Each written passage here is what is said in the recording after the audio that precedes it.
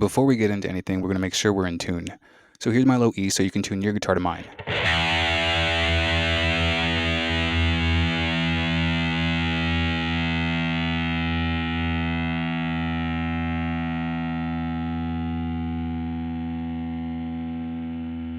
Now that we have that dealt with, we're going to put our index finger on the second fret of the A string and then play the open E string.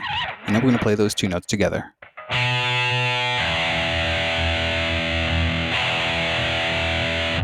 And there's your first power chord, and you can use that shape anywhere on the neck.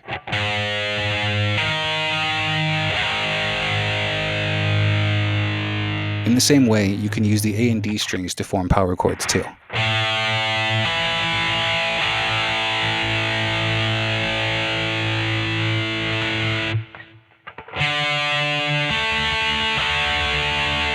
After that, you can try to put some chords together and see what you come up with.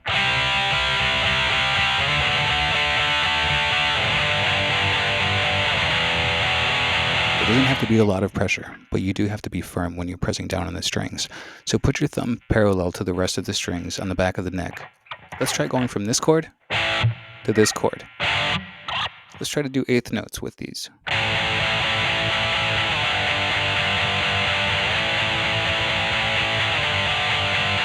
For sixteenths, make contact with the strings with your upstroke.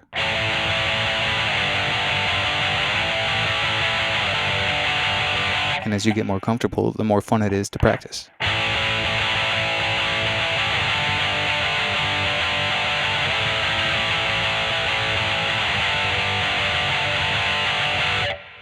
It's really important to not get frustrated when you're playing guitar, and to keep in mind that this is all in just fun. This is a hobby. Wax on, wax off. The more you do it, the more you'll get used to it, the easier it'll become.